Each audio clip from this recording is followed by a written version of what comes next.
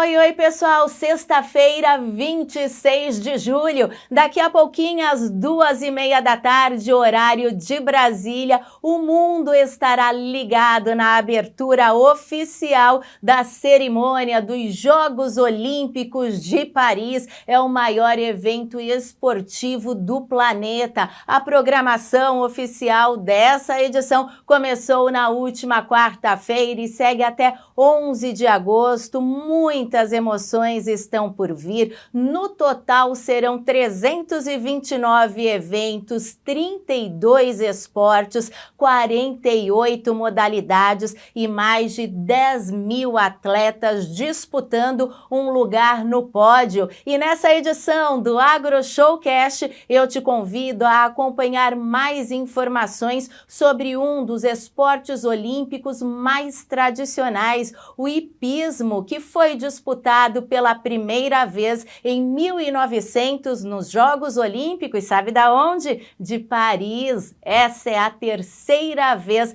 que a capital francesa é sede das Olimpíadas. E além de falarmos sobre esse esporte, vamos destacar a força do hipismo brasileiro, saber quais as nossas chances de medalhas e conhecer também o trabalho realizado pelo Aras Rosa Mística, que vem se destacando mundialmente pela produção de cavalos de alta performance. É o Brasil, é o agro brasileiro na disputa, buscando novas conquistas. Fazem 20 anos que não recebemos uma medalha nesse esporte, então tá na hora que venham novas medalhas para o hipismo brasileiro. E para falar sobre tudo isso e muito mais, eu tenho o prazer hoje de conversar com o criador e proprietário do Aras Rosa Mística, localizado em Salto de Pirapora, região de Sorocaba, no interior de São Paulo, Nilson Leite. Nilson, muito obrigada por aceitar o nosso convite e falar, né, sobre as expectativas para o hipismo olímpico, que estreia amanhã, dia 27, lá no Palácio de Versalhes.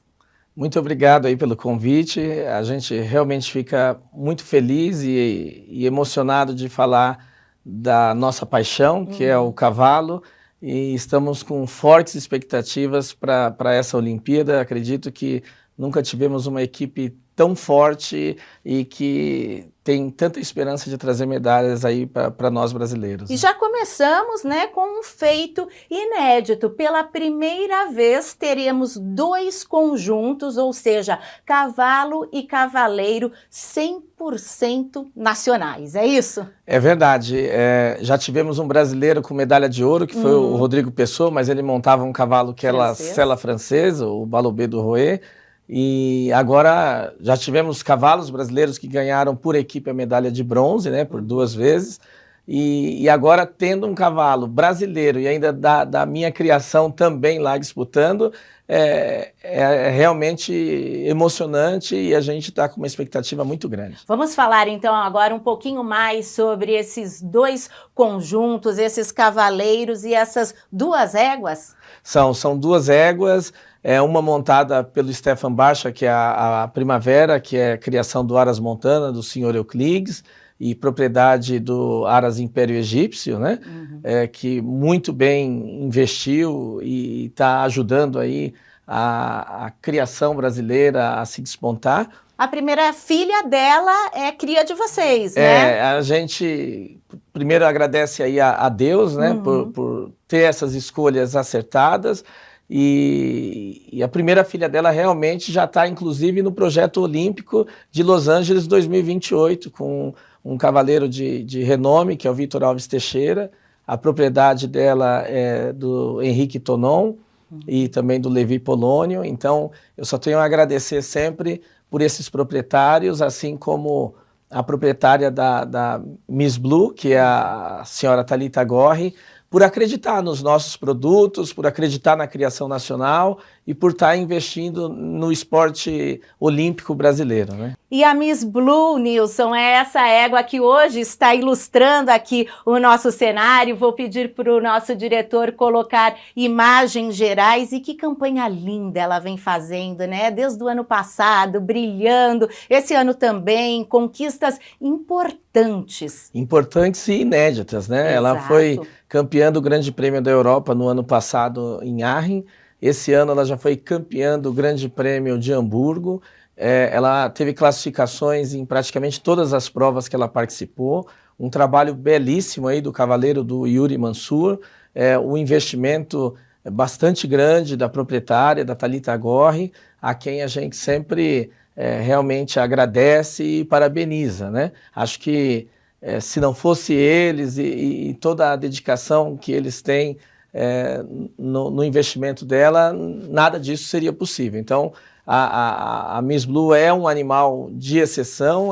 A mãe dela já tinha sido uma das candidatas aos Jogos Olímpicos de Tóquio, mas devido à pandemia acabou perdendo aquela chance. Depois ela veio a se acidentar. Magnólia, então, né? A Magnólia, porque os Jogos Olímpicos seriam em 2020. Sim. E aí acabou ocorrendo em 2021 e nesse meio tempo ela se acidentou. Mas senão, certamente, ela também teria participado dos Jogos Olímpicos, mas era uma égua de exceção, de destaque, que saltou as maiores provas do mundo, e a Miss Blue veio nessa mesma toada, seguindo esse legado dela, e isso dá um orgulho para nós muito grande. Só para a gente, né, repassar aí para a nossa audiência, quantas gerações de mães nacionais a Miss Blue tem, Nilson? Isso é muito importante, porque são 6 gerações de mães nascidas no Brasil. Então, é uma égua genuinamente brasileira. Não tem como falar que foi importada e que colocaram o nome dela apenas. Não, não. Ela é uma égua genuinamente brasileira e que traz muito orgulho para todos os criadores nacionais. Porque, lembrando que nós somos a 3ª ou a 4ª maior tropa equina do mundo, né? Então, infelizmente, no esporte que a gente vem se dedicando há bem menos tempo, temos ali em torno de uns 30 anos de desenvolvimento da raça brasileira de hipismo, que é essa raça de cavalos para esse tipo de esporte, mas a gente já está alcançando resultados importantíssimos, resultados bem expressivos. E no começo desse mês, antes da gente falar sobre as Olimpíadas, vocês chegaram da Alemanha, de Aachen, foram patrocinadores de um evento super requisitado, super disputado lá na Meca, né, do hipismo. Aachen, na Alemanha, ele é como se fosse o Wimbledon para o tênis, né? É a Meca, é ali o grande estádio do hipismo mundial.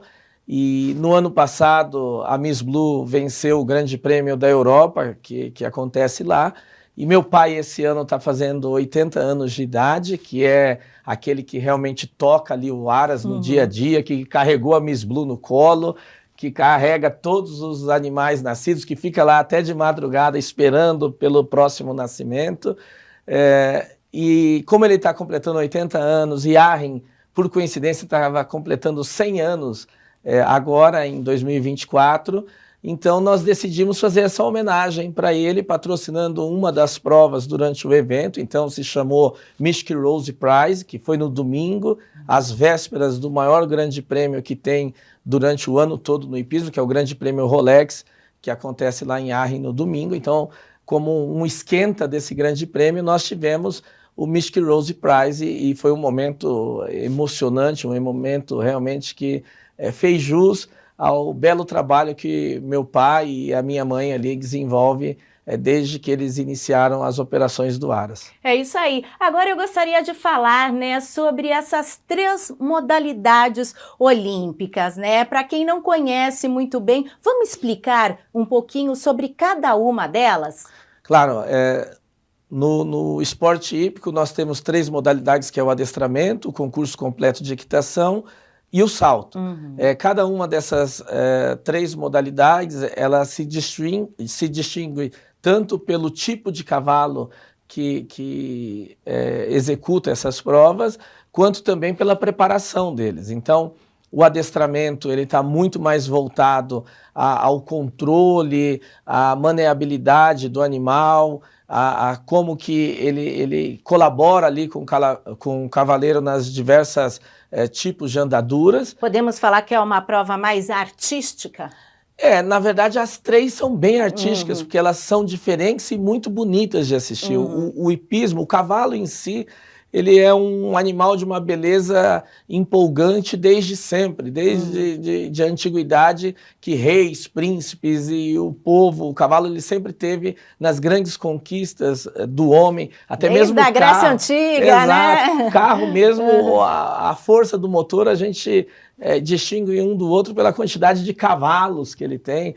Então, é um animal que realmente proporciona um instinto nosso, ele provoca os nossos mais profundos instintos, né? Então o adestramento ele é como se fosse um balé, ele é uma apresentação majestosa ali dos movimentos do cavalo. Já o concurso completo de equitação, ele é interessante porque ele reúne também o adestramento, mas com movimentos mais simples, que seria no primeiro dia. No segundo dia tem uma prova que a gente chama de cross country, que seria o salto de obstáculos naturais, simulando obstáculos da própria natureza, né?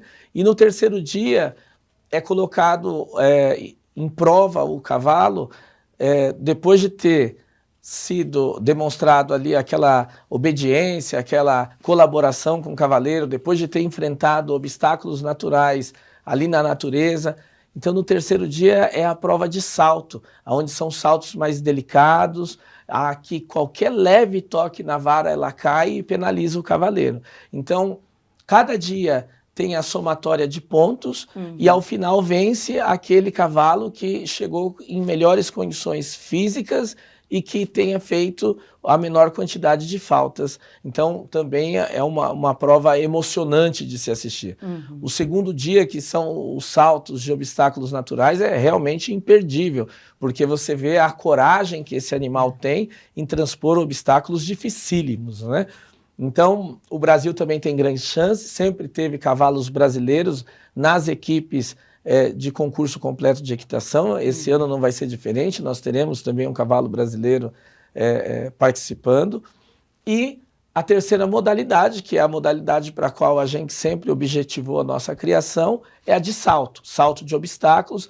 Então, essa prova é diferente da prova de salto do concurso completo de equitação. A prova de salto pura, elas são obstáculos de 1,60 m, são obstáculos altíssimos e com uma largura também bastante grande. Obstáculos delicados, então vai ser uma prova que realmente requer muita destreza dos cavalos e que eu estou com muita expectativa, realmente ansioso para poder saber como é que o Brasil vai se sair esse ano, porque eu aposto todas as minhas fichas em medalhas, tanto por equipe quanto individualmente. Todos nós estamos nessa expectativa, assim como eu falei na abertura que o hipismo é um dos esportes mais tradicionais. O Brasil também tem muita tradição nesse esporte nas Olimpíadas desde 1948, ficou fora apenas de 2 Jogos Olímpicos em 1976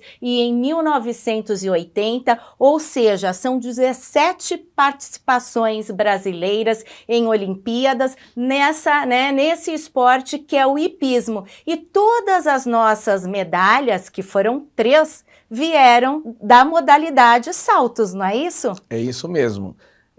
Sempre tivemos bastante tradição. Nossos cavaleiros são reconhecidos mundialmente, eles são realmente talentosíssimos, né? O que nos faltava eram cavalos brasileiros, a nossa criação brasileira voltada para esse esporte que é nova. Mas os cavaleiros sempre desbravaram o mundo atrás de conhecimento, atrás de evolução, e hoje a gente pode dizer que existe uma verdadeira escola brasileira de equitação. Então, no adestramento, a gente vem evoluindo muito nos últimos anos. creio que o João Vitor Oliva, que é filho aí da nossa grande jogadora de basquete, a Hortência, ele pode surpreender esse ano e trazer talvez o melhor resultado no adestramento da história. E no CCE também, através de grandes investimentos da nossa Confederação Brasileira de Hipismo, dos nossos dirigentes, vem evoluindo bastante através da contratação de técnicos que foram campeões olímpicos, campeões mundiais. Então, o nosso nível subiu bastante nas últimas Olimpíadas e pode ser também um resultado histórico. Então, estou bastante confiante que, no mínimo, teremos uma ótima participação no adestramento e no concurso completo de equitação. E no salto, eu estou confiante na medalha. São 4, inclusive, atletas já com experiência olímpica. Todos participaram de Olimpíadas. A gente não tem nenhum estreante, não é isso? É uma das mais fortes equipes da história que a gente já teve. Então, o Rodrigo Pessoa, inclusive, quebrando um recorde, né, em participações olímpicas. 8ª, né? 8ª participação olímpica do nosso grande ídolo, o Rodrigo Pessoa. A gente ainda tem o Stefan Bacha, que participou das Olimpíadas aqui do Rio de Janeiro. Uma excelente participação. Temos o Yuri Mansur, que em Tóquio foi o melhor resultado brasileiro nas Olimpíadas, né, naquela equipe. E também o Pedro Venes, que é um cavaleiro muito especial, que compete na Europa já há muitos anos e que todos eles estão muito bem montados, com cavalos de muita qualidade, vencedores de grandes prêmios. Então a expectativa é gigante, é muito boa. Somos um dos favoritos? Eu tenho certeza que sim. É claro que trazer esse favoritismo poderia trazer uma responsabilidade muito grande, porque os países mais tradicionais, que seria ali a Alemanha, a Bélgica, a França, até mesmo os Estados Unidos, que têm grandes investimentos em cavalos, eles sim podem levar essa pecha de favoritos, porque cai a responsabilidade para eles.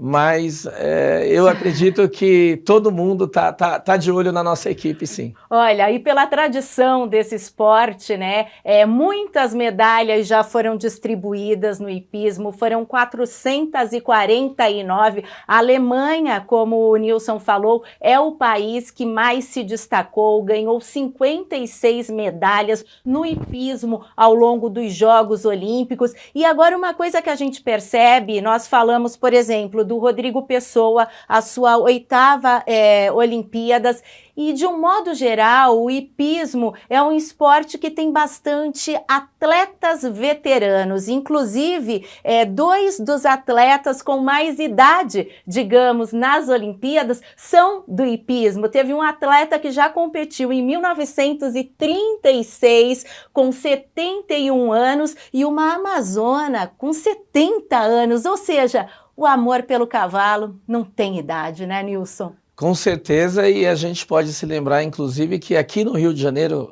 durante os Jogos Olímpicos, o medalhista de ouro, Nick Skelton, ele ganhou essa medalha de ouro com 65 anos. Então, é um esporte que pode ser praticado por qualquer idade.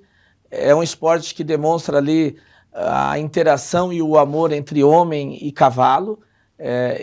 E competem em igualdade de condições, homens e mulheres, cavalos e éguas. Então, não há qualquer tipo de discriminação. Então, é um esporte muito bonito, que representa muitos valores da sociedade e que, se Deus quiser, vai continuar aí por muitas e muitas edições, mais mostrando toda essa beleza dessa interação entre homem e cavalo. E mais uma curiosidade que vale a pena a gente destacar é que é um esporte onde a disputa entre homens e mulher, ela é igual, né? Tem igualdade. Nem sempre foi assim. Quando começaram lá em 1900, apenas homens participavam, mas desde 1952 as mulheres passaram a participar e hoje a briga pela medalha entre homens e mulheres, né? Isso é muito interessante, inclusive, que em alguns países, como os Estados Unidos, quando você vai assistir às competições, o número de mulheres participando é muito maior do que a de homens. Olha. Então, é muito interessante essa interação que existe e essa não competição entre homens e mulheres, distinção, não competição, mas essa distinção entre a habilidade de homens e mulheres. Então, é um esporte que tem essa particularidade que deve ser notada e deve ser apreciada durante os Jogos. Inclusive, Nilson, nessas Olimpíadas será a primeira vez que teremos mais atletas brasileiras na disputa por uma medalha. São no total 277 atletas do Brasil, 153 mulheres e 124 homens. É a força aí das mulheres também, né? No esporte, digamos, de um modo geral. É muito interessante esse fato, até porque foi uma Olimpíada que se propôs a colocar pelo menos 50% dos participantes como femininos, né? Uhum. Então, mostra a força da mulher, mostra o quanto a gente realmente está indo nessa direção sem volta, de que as mulheres vão dominar o mundo. Agora eu quero saber o que é imprescindível, o que é mais importante nessa modalidade, né? Nas 3 olímpicas, digamos, e no esporte, no hipismo, para o cavalo, para o cavaleiro, para terem uma boa performance. Sem dúvida alguma, é o conhecimento técnico do cavaleiro, então ele tem que ter destreza para poder superar os obstáculos, mas principalmente o cavalo tem que ter, além de força, uma boa leitura do obstáculo, ele tem que ter uma técnica apurada, e a gente fala que no hipismo é 70% cavalo e 30% o cavaleiro. Só que o cavaleiro, esses 30% tem que ser exatos, ele não pode ser 29 ou 28. Ele tem que ser bastante preciso. Por isso é considerado um esporte de precisão, até mesmo grandes fabricantes de relógios patrocinam muito esse esporte, porque é considerado um esporte de precisão. Então o cavaleiro, ele não pode errar, né? E eu acredito que esses atributos são extremamente necessários se você quiser ter alguma chance de disputar, e um fato bastante interessante é que o conhecimento, com a globalização, o conhecimento ele foi difundido de uma forma que as grandes potências como a Alemanha, a França, hoje elas não é mais considerado estranho se um outro país venha a superá-los, porque o conhecimento deles já se expandiu, já atravessou fronteiras, e a técnica hoje ela é muito parecida do mundo todo. Nilson, e existe um tempo, em média, para um cavalo estar pronto para participar de uma Olimpíada, e uma idade certa? Olha, é uma pergunta muito pertinente e interessante, principalmente porque a maioria do público talvez desconheça que um cavalo ele só pode ser montado a partir dos 3 anos e meio, 4 anos de idade. E ele só pode atingir a máxima performance, que seria a performance olímpica, entre 8 e 9 anos de idade. Antes disso, ele é até proibido de saltar essas provas de alta performance. A Miss Blue está com 11, né? Exato. Então, é um esporte que requer muito tempo, paciência e dedicação. Você tem o cavalo ele enfrenta uma verdadeira escola até poder chegar a esse alto nível olímpico. Então, requer investimentos a longo prazo, requer tempo, requer muito treinamento, tudo tem que estar perfeito para poder atingir esse nível, mais ainda valorizando esse feito da criação brasileira, né? E nesse sentido, cada um tem o seu papel, né? O cavalo, o cavaleiro, o criador, o proprietário. É muito importante que tudo dê certo. Eu acho que a gente tem alguns stakeholders, alguns players do mercado que é importante frisar e destacar. Primeiro vem a importância da criação, a criação nacional que vem se desenvolvendo muito, porque eles são verdadeiros alquimistas, misturando ali pai com determinada mãe para fazer uma fórmula através de pesquisas, de investimento, para poder criar um potro de qualidade. Aí esse potro, ele deveria ou deve ser feito para o mercado, onde um proprietário vai comprar esse potro, ou já o animal um pouco mais velho, mais pronto, e vai colocar nas mãos de um cavaleiro, que vai ser responsável pelo seu treinamento. Muitas vezes as pessoas pensam que quem está montando é o dono do cavalo, e na maioria das vezes não, é muito raro que isso aconteça. O dono do cavalo, ele monta de forma amadora. Agora, na forma profissional, como as Olimpíadas, você tem uma figura que se chama proprietário, que compra um cavalo que tenha uma grande expectativa, seja uma grande promessa, como se fosse mais ou menos um jogador de futebol. Compra ele e coloca aos cuidados de um cavaleiro que vai ser responsável pelo treinamento e desenvolvimento desse cavalo. No caso da Miss Blue, por exemplo, a proprietária comprou ela ainda jovem, com 1 ano e meio, 1 ano e pouco, num leilão, ficou aos meus cuidados até os 3 anos, quando então foi para um domador, o senhor Franco, que desenvolveu ele um pouco, depois passou para o Guilherme Foroni, que foi um cavaleiro que levou ela até os 7, 8 anos de idade, competindo gradualmente nas provas de cavalos novos aqui no Brasil, e só então foi para as mãos do Yuri Mansur, que é um cavaleiro de nível olímpico, um cavaleiro que salta as maiores provas do mundo o tempo todo, e especialista em saltar provas de alta performance. E quando chegou para ele, foi interessante que recebi uma ligação onde ele dizia que tinha sido o melhor cavalo que ele já tinha montado na vida dele e que com certeza atingiria o nível olímpico, né?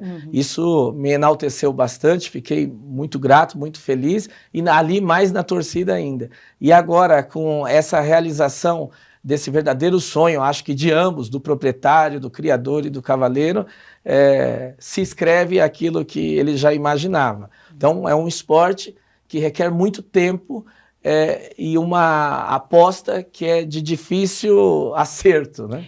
E todo um planejamento, né? Inclusive, vocês já têm planejamentos até as Olimpíadas de 2036, é isso? É isso mesmo, porque os cavalos que você está produzindo agora só para daqui 10 anos que você vai ter o resultado dele. Então você já tem que ter uma ideia de quem é que vai ser seu cavaleiro, qual vai ser as provas que você vai disputar. Você já tem que ter mais ou menos certo como é que você vai atingir aquele seu objetivo, quais são os planos para se atingir ele. E até mesmo os investimentos, que são elevadíssimos, né? Investimentos seja no próprio cavalo, seja na marca, seja no desenvolvimento, no treinamento. Então, é muito importante que se pense em ciclos olímpicos, né? Hoje mesmo a gente está trabalhando no ciclo olímpico de Los Angeles 2028, mas os meus cavalos que eu já estou produzindo, eu já estou pensando em 2036.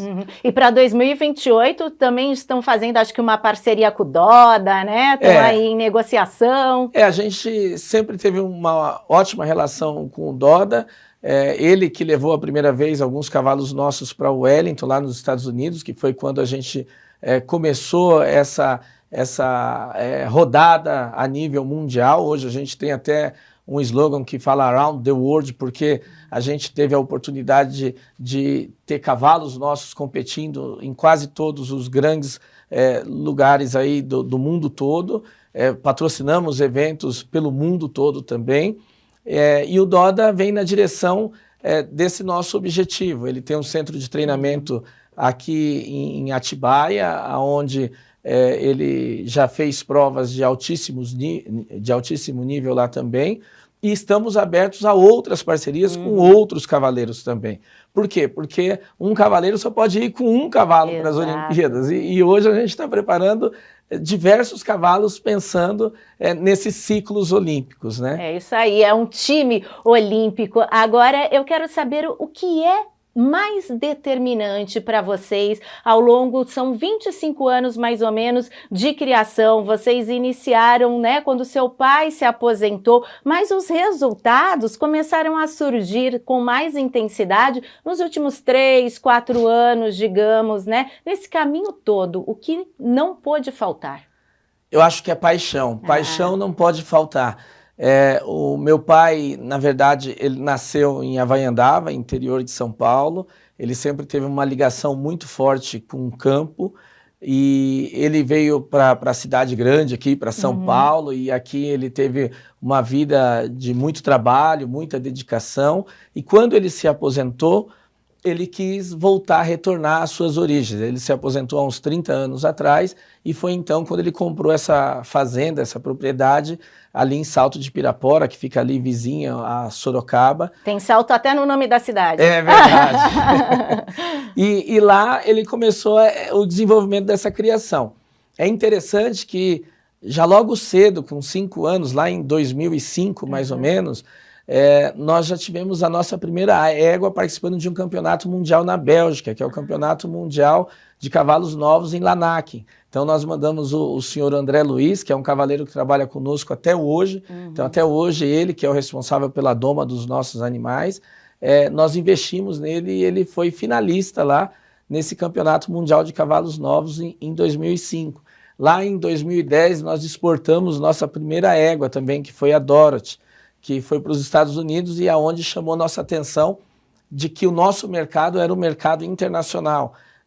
E realmente até hoje os Estados Unidos ele não é conhecido como criador de cavalos, ele é conhecido como proprietário de cavalos, porque ele não cria cavalos de salto, ele compra cavalos prontos de salto e pagam fortunas por conta de que lá eles não têm à disposição esses animais, nem têm interesse de criar, porque criar realmente exige muita paixão e dedicação, é uma tarefa árdua, e eu faço aqui até minha homenagem aos meus pais que estão ali no dia a dia cuidando desses bichos maravilhosos, desses animais incríveis que a gente tem.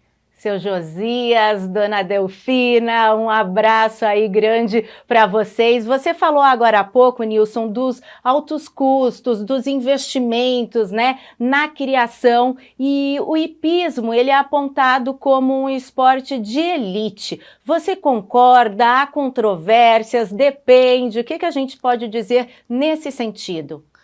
Muito boa a sua pergunta, porque eu gostaria até de desmistificar algo que é muito importante. O hipismo ele é um esporte acessível a boa parte da população, porque temos escolinhas de equitação distribuída por todo o Brasil, onde uma mensalidade fica ali entre 500 e 800 reais, que é um valor que muitas vezes se gasta em outros esportes, ou até mesmo com personal trainer e tudo mais.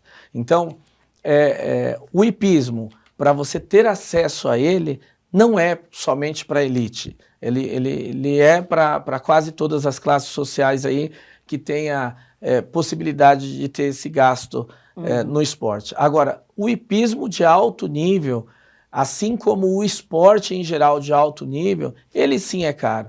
Para ser um jogador profissional de alto nível, não é barato também. Então, a Fórmula 1, apesar de ser um esporte considerado de elite, a gente tem aqui o kart, que pode ser praticado por pessoas que queiram apenas se divertir ou ter contato com velocidade. É a mesma coisa o cavalo. Quem quiser, por exemplo, somente passear, quem quiser apenas aprender a montar bem, quem quiser ter contato com o animal, contato com a natureza, há formas das mais diversas possíveis, aonde boa parte da população pode ter acesso, sim. Ótima explicação. Bom, Nilson, eu sei que você não gosta de entrevistas, de lives muito longas, então vou te propor o seguinte: num próximo episódio a gente vai contar um pouquinho mais sobre o trabalho realizado pelo Aras Rosa Mística. Vamos falar sobre a raça que vocês escolheram, como você disse ao longo dessa entrevista, uma raça genuinamente brasileira, relativamente jovem também, né? Então, para encerrar, eu queria que você deixasse uma mensagem para os atletas do nosso país que estarão representando esse esporte que é o hipismo e que mostra, inclusive, a força do nosso agronegócio, não é verdade? Eu gostaria de desejar muito boa sorte para todos eles, dizer que o Brasil inteiro vai estar ali numa torcida muito grande e que eles muito nos orgulham de estar representando o nosso país e também a nossa criação brasileira. Eu acredito muito que os criadores brasileiros estão também muito orgulhosos junto conosco, porque eles representam um esforço e um trabalho muito grande que vem há anos para poder chegar até esse resultado. Então, fica aqui a nossa torcida e a esperança de que, se Deus quiser, vai vir medalha inédita para o Brasil, para a criação brasileira, e estaremos todos juntos ali torcendo. Né? Eu também vou estar torcendo, Mas antes eu quero te entregar aqui um presente. Opa, não podemos esquecer, eu tô louca para ver essa caixa. Um presente aqui do Aras Rosa Mística, tá? Para você. Muito obrigada. Como uma forma de agradecimento. Vou abrir por aqui. Estar aí difundindo um pouco da equinocultura Nossa, gente, brasileira. Que lindo, e com prazer, eu quero estar mais próxima de vocês daqui para frente. Olha só o livro. Esse é um anuário hípico anuário bastante tradicional e que a gente tem uma reportagem especial nela, tá? Depois você vou ler com super carinho. Tem mais coisa aqui, né? Deixa eu apoiar aqui. Opa, um kit, gente, olha lá. Que linda! Muito chique. Olha só, gente, um bonezinho também. E tem um pin especial aí também para você. Tem um pin, olha isso só. É uma garrafinha de água. Uma garrafinha. Deixa eu achar o pin, vou mostrar tudo aí para os nossos seguidores, para o pessoal que acompanha o AgroShowcast, esse projeto que nós iniciamos em janeiro desse ano, comunicar o nosso agronegócio é a nossa missão, e não apenas para quem vivencia o campo, mas para toda a sociedade, porque é muito importante que todos conheçam sobre esse setor vital para a humanidade, como hoje aqui a gente pôde saber e conhecer um pouquinho mais sobre o hipismo brasileiro. Olha só, amei tudo, amei o meu kit aqui completo. Mais uma vez, parabéns pelo trabalho que vocês vêm realizando, pelos resultados obtidos aí mundialmente, cada vez mais sucesso, e vamos estar juntos, hein, Nilson? Vamos estar juntos, e muito obrigado pela oportunidade. É isso aí, gente, sucesso a todos os atletas brasileiros nos Jogos Olímpicos de Paris. E se esse conteúdo chegou até você, não importa se não é do agronegócio, você que é cidadão brasileiro, bora ajudar a gente a compartilhar, a divulgar informações confiáveis, e hoje o nosso foco foi o hipismo. Semana que vem tem mais, eu espero vocês, obrigada pela audiência, a companhia e o carinho de sempre. Eu vou terminar colocando aqui o bonezinho do Aras Rosa Mística, que vem fazendo sucesso no mundo. Beijo grande, gente. Tchau, tchau.